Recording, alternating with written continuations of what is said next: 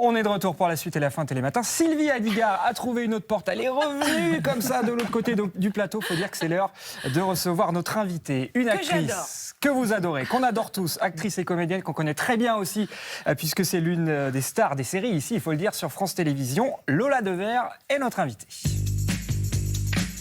Ah, ma chanson. Bonjour Lola Devers. Bienvenue dans Télématin. C'est vous qui avez choisi cette chanson, Oui, hein? c'est moi. Pourquoi ce choix? Pourquoi ce choix? Parce que je la trouve dynamique. Alors déjà, c'est quoi? Je sais plus. Ça s'appelle Dance. Vous m'avez fait Ça découvrir. s'appelle Dance, mais je me souviens plus du groupe, du nom du groupe. Il a ESG. hyper facile en plus. Une belle découverte en tout cas. C'est ça. Bon, vous êtes là pour vous parler de votre nouvelle aventure, la série Je sais pas, à découvrir dès la semaine prochaine, le 13 mars sur France TV. On va en parler, mais d'abord, dans cette émission, on a une tradition. C'est une petite interview qui s'appelle Encore un matin. Encore un matin. Eh oui, oula, c'était très court. Ouais. Nous, vraiment express. Comme vos réponses, il va falloir répondre du tac au tac. On a 1 minute, plein de petites questions sur votre routine du matin. En temps normal, le réveil, il sonne à quelle heure? 9h. 9h. Donc là, ce matin, ça pique peut-être un peu. Ça pique pas mal, mais avec les tournages, je connais bien. Ouais, vous avez l'habitude. Ouais. Mais est-ce que vous êtes debout tout de suite ou vous avez tendance un petit peu à décaler Non, le je suis réveil? debout tout de suite, sinon c'est mort. Une chanson qui vous donne l'énergie pour toute la journée. Alors du coup, pas Dance de ESG, c'est trop facile. Une chanson qui me donne la pêche. Là, en ce moment, j'écoute un mec qui s'appelle Joji Redback. D'accord. Voilà, qui est un jeune rappeur. Voilà. Eh ben, ce sera une nouvelle découverte pour nous. Ouais, je Un conseille. Bintili à noter. Moi À aussi, noter. ouais, Ben là, oui. je note tout, hein, vous avez des bonnes Joji références. Redback, ouais, vachement bien. Le petit-déj idéal, il ressemble à quoi?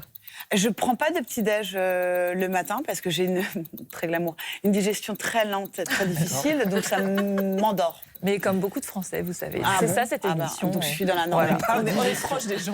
On est surtout là pour parler digestion peut-être. Un peu de sport ou pas pour démarrer la journée? Jamais. Jamais. Non, surtout pas. Et une chose qui vous met de bonne humeur le matin? Le soleil. Le soleil. Alors ça, faudra voir avec Frédéric mal Dion de la barré, hein. météo, faut Ouais. voir avec lui, Ouais. parce que c'est pas toujours le cas. Mais le passage dans Télématin, vous allez voir, ça lance bien aussi la journée. Merci d'être avec nous. Vous êtes là donc pour Je sais pas. C'est le nom de cette toute nouvelle série. Hein. Je parle sous le contrôle de Benoît Lagarde, notre expert. Ça va être à suivre dès la semaine prochaine sur France TV, 13 mars. Alors on est dans le thriller, hein. Très clairement, l'histoire d'une mystérieuse disparition en forêt avec un enfant, une fillette, qui va passer de victime à suspecte. Elle change un petit peu de visage au fil de la série. C'est un petit peu ça le fil rouge. Absolument. C'est en fait tous les personnages de cette mini-série. On a l'impression qu'ils ont des vies normales, mais tout le monde a quelque chose à cacher. Voilà, c'est un peu le fil conducteur de cette série.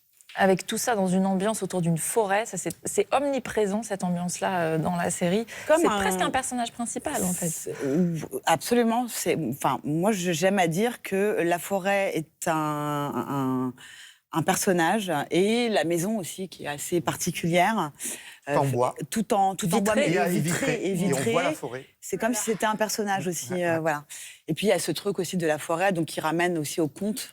Un peu, Totalement. voilà. Ouais. Vous êtes en train déjà de faire peur à Sylvie. Moi, tu ne me mets pas dans une maison vitrée au milieu de la forêt. Moi non plus. J'ai dit aux gens qui nous ont gentiment prêté la maison, elle est magnifique, mais je n'habiterai pas dedans. On va peut-être regarder la bande-annonce, tiens, pour mieux se rendre compte. Tu t'es fait mal, ma puce? C'est le foulard de Jade, ça. Tu l'as vu dans la forêt? Je sais pas. Tu as tué la maîtresse? T'es une sorcière, en fait. Jade, elle est diabétique. Je sais même pas si elle a son insuline. Tu crois qu'Emma aurait pu faire quelque chose à Jade? Qu'est-ce que tu veux qu'une gamine de 6 ans fasse à une adulte? Emma, faut que tu parles. Dis-moi ce qui s'est passé. Je sais pas. Pourquoi t'as rien dit? Tu comprends que c'est important? Je sais pas. Je sais pas. Elle a le droit de pas se souvenir. J'ai fait une grosse bêtise. Voilà, je sais pas, c'est ce que répond cette petite fille. Donc, je sais pas si tout le monde a bien compris l'histoire. Donc, il y a une sortie de classe qui va virer au cauchemar. Cette petite Emma qui va disparaître. En fait, on va la rechercher. Et puis, sa prof qui part la rechercher, elle-même disparaît. Donc, on se pose la question, qu'est-ce qu'a pu faire cet enfant, cette petite Emma? Vous jouez le rôle de la maman, maman un peu désorientée, on peut dire ça, par le visage, les réponses de son enfant. Oui, mais ça commence même bien avant. C'est-à-dire que c'est une famille qui déménage dans un petit village. Donc elle est déjà, elle, désorientée d'arriver dans ce village où elle n'a pas du tout l'habitude de fréquenter ce genre de personnes, ce genre de vie. Donc déjà, à la base, la famille est déjà fragilisée.